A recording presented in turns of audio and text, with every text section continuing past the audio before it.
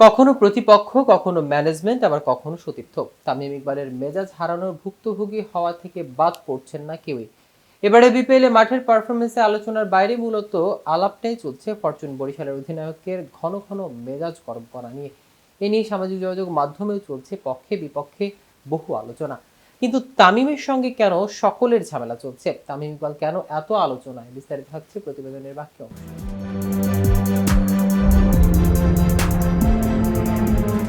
রংপুর রেডসের বিপক্ষে ম্যাচে Alex Hales Dhaka ক্যাপিটালসের বিপক্ষে সাব্বির আহমেদের সঙ্গে ঝামেলায় জড়িয়ে পড়েছিলেন তামিম ইকবাল।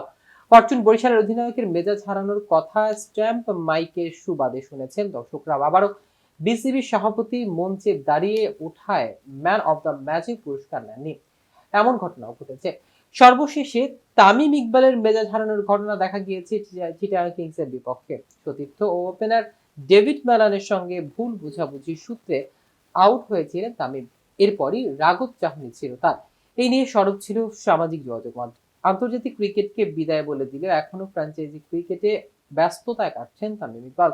চলমান বিপিএলে ব্যাট হাতে মন্দ কাটছে না। এখন পর্যন্ত 7 ম্যাচে 230 রানের দলের হয়ে সর্বোচ্চ সংগ্রাহক এই ওপেনার। খারাপ অবস্থায় নেই তার দল ফরচুন বরিশালও।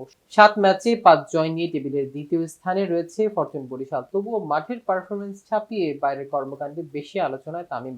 বিপিএল এর ইতিহাসে অন্যতম সেরা এক ম্যাচ দেখা গিয়েছিল সেদিন সিলেটে। অবিশ্বাস্য ও শ্বাসরুদ্ধকর লড়াইয়ে শেষ ওভারেই 26 রান তাড়া করে ডিফেন্ডিং চ্যাম্পিয়ন ফরচুন বরিশালকে হারায় আরেক জায়ান্ট রংপুর রাইডার্স। এদিন ম্যাচ শেষে ঘটেছিল অপ্রীতিকর ঘটনাটি। জানা গেছে ম্যাচ শেষে দুই দলের ক্রিকেটাররা যখন হাত মেলাতে যান তখন হেলস আপত্তিকর মুখভঙ্গি করেন তামিমের উদ্দেশ্য করে। বরিশালের অধিনায়ক সেটা ভালোভাবে নেননি। হেলসকে উদ্দেশ্য করে তখন তামিম বলেন, এরকম করছো কেন, কিছু বলার থাকলে মুখে বলো, বি এ ম্যান।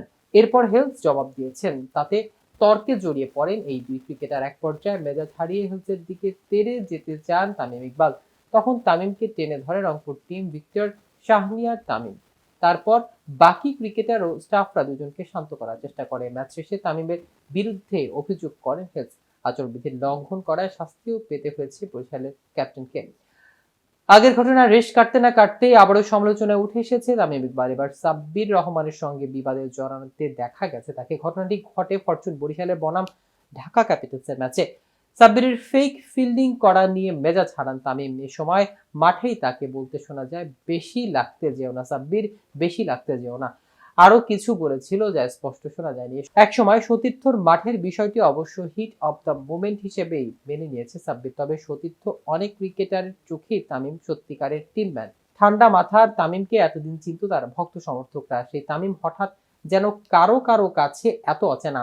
ঘন ঘন মেজাজ হারানোর ঘটনা তৈরি করছে বিস্ময়। রাগ নিয়ন্ত্রণ করতে না পারা নিয়ে প্রশ্ন উঠেছে। সে সঙ্গে সমালোচনা হচ্ছে তামিমের। তো ভিউয়ার্স, ভিডিওটি সম্পর্কে আপনাদের কোনো মতামত থাকলে আমাদের কমেন্ট করে জানাতে পারেন। সাথে সাথে নিয়মিত আপডেট পেতে কেটিভি ক্রিকেটের সাথে থাকুন। ধন্যবাদ সবাইকে।